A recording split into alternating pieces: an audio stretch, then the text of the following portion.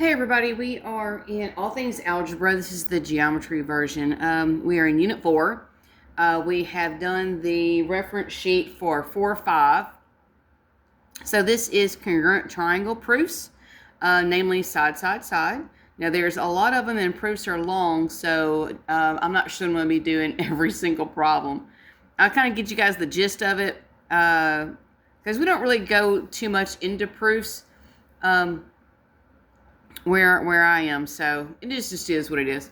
All right, so if all corresponding angles and sides of two triangles are congruent, then the triangles are congruent. However, you can prove triangles are congruent using fewer parts, namely the sides that they're talking about. So you have to kind of match up. So what they're saying is if side AB is congruent to DE, see that one little tick slash?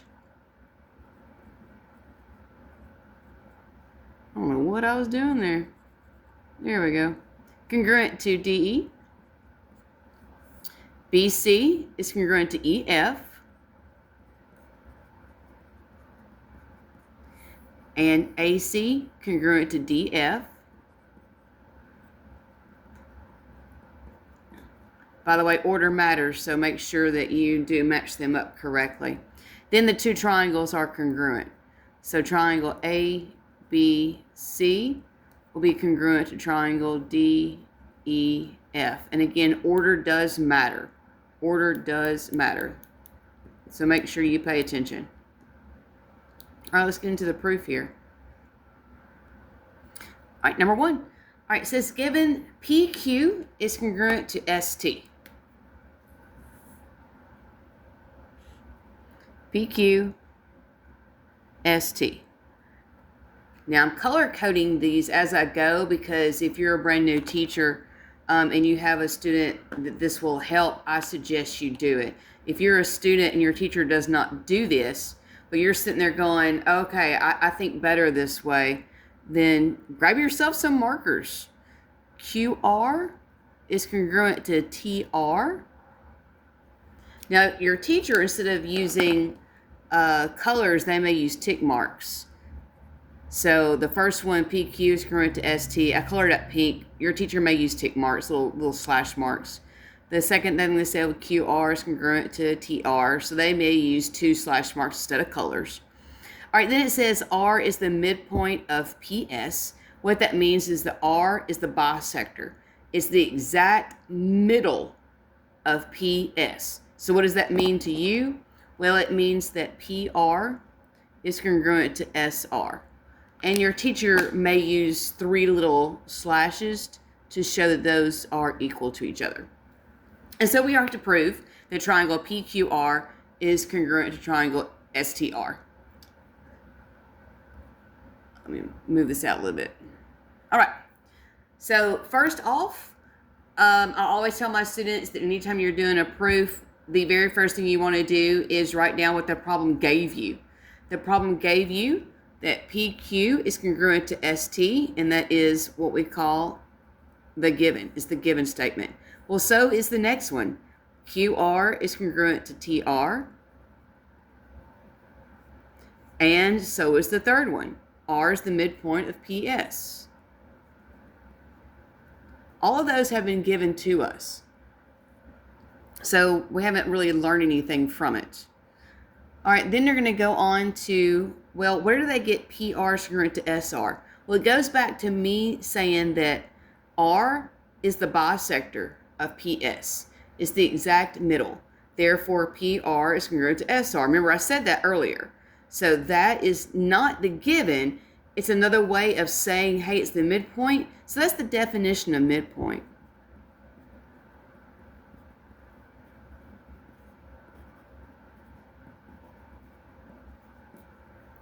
Okay, and then since I've got 3 slashes for the triangle on the left and 3 slashes for the triangle on the right, these two triangles are congruent by side, side, side. Okay, hopefully you guys get the idea. Okay, I'm on problem number 2. All right, first thing they tell us is that JL is congruent to NM. So for my visual self, JL congruent to NM. So I like to color code things. As a teacher, sometimes they'll use tick marks. I'm using both here so you guys can kind of see where I'm going with this. All right, so I've got one side and one side.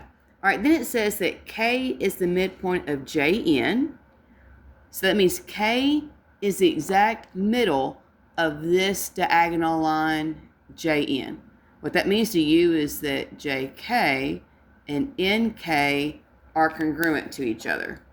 So two little slashies. But it's also the midpoint of LM. All right, well, so that means to you is that K is also the bisector of L to M. What that means is that LK and MK are congruent to each other. So that's going to be three little slashies. So you can see automatically, I've got a side, I've got a side, I've got a side, side, side, side. Now the question is what is this stuff over here? All right, well, that was exactly what they said. So that's going to be our given. All right, we got another given. They're saying it word for word, what they gave us. All right, and then they break down what I said. I said that if K is the midpoint or the bisector of J to N, that means that these two segments are congruent to each other. And there you are, again, definition of midpoint.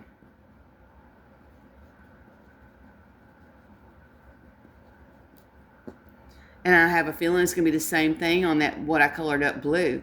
K is the middle, the midpoint, the bisector of LM, and that means that LK is congruent to MK. Definition of midpoint.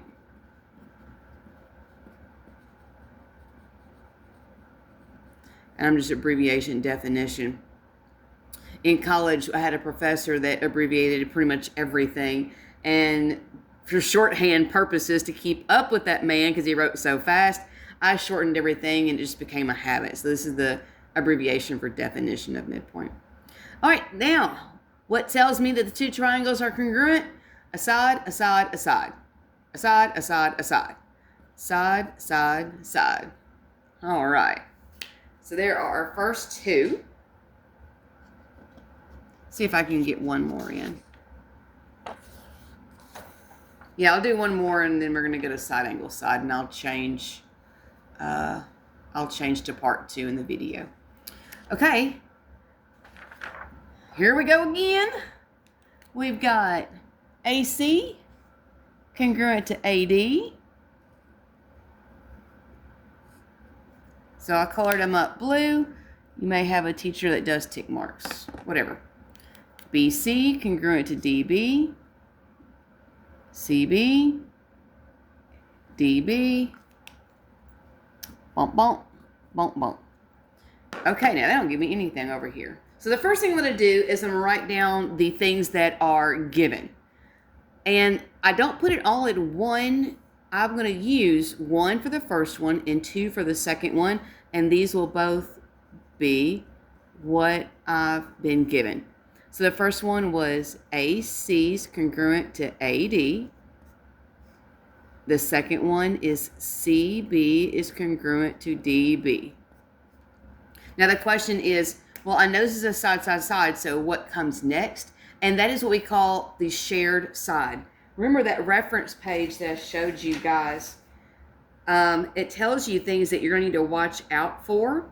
And this is the ones that we went over. So I'm talking about this reference sheet right here. Things that are congruent sides.